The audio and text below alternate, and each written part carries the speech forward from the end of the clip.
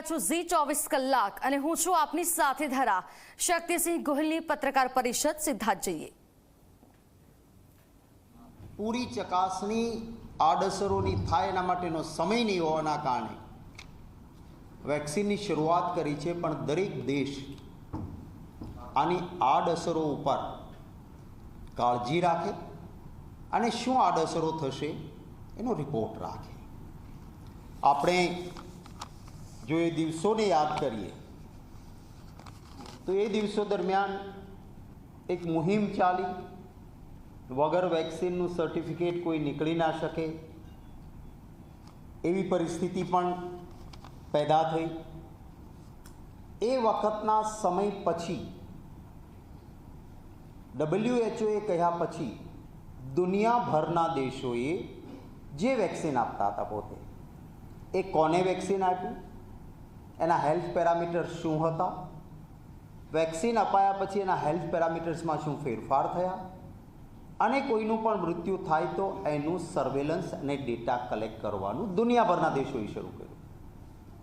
આપણો દેશ એક એવો કે જેણે વેક્સિન અપાયા પછી ના તો ડેટા,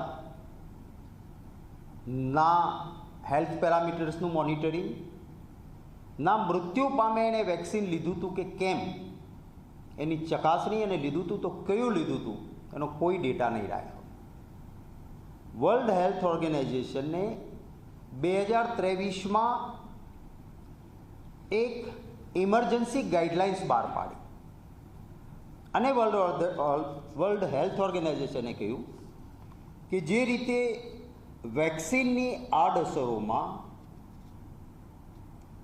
થ્રોમ્બોસિસ થાય છે, બ્લડ ક્લોટિંગ થાય છે, heart attack, brain stroke, kidney fail આવા મૃત્યુ થતા હોવાનું ધ્યાને આવ્યું છે. માટે આ અંગેનું સર્વેલન્સ અને ધ્યાન રાખવું, આવી એક ઇમરજન્સી ગાઈડલાઇન્સ 2023માં જે દુનિયાભરની સ્વાસ્થ્યની ચિંતા કરે છે, વિશ્વના આરોગ્યની જે ચિંતા કરે છે, એવા WHOએ વર્લ્ડ હેલ્થ ઓર્ગેનાઇઝેશને એક ઇમરજન્સી ગાઈડલાઇન્સ ઇસ્યુ કરી. આ માર્ગદર્શિકા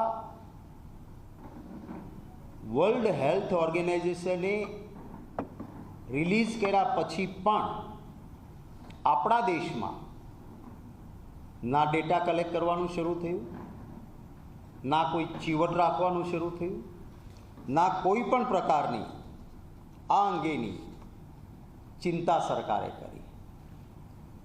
પાર્લામેન્ટમાં એમીબેન અને હું આ મુદ્દે કે આ પ્રકારના મૃત્યુ થવા માંડ્યા ગુજરાતમાં, આખા દેશમાં, યુવાન હોય, હેલ્ધી હોય, ફટાક દઈને હાર્ટ એટેક આવીને ગુજરી જાય,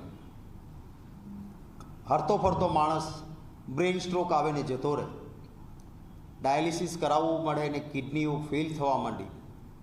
આ જ્યારે આંકડાઓ વધ્યા ને કેટલાક ડૉક્ટર્સ પણ અમને કહેવા માંડ્યા કે આનું કારણ આ વેક્સિન લાગે છે. મેં 0 વર્ષની નોટિસ પાર્લામેન્ટમાં આપી કે આવા મૃત્યુઓ થાય છે, 0 વર્ષની નોટિસની ગંભીરતા લેવી જોઈએ. મારી 0 વર્ષની નોટિસ હતી. સરકારનું પેટનું પાણી ના હલ્યું, કોઈ પણ પ્રકારનું સર્વેલન્સ ના થયું.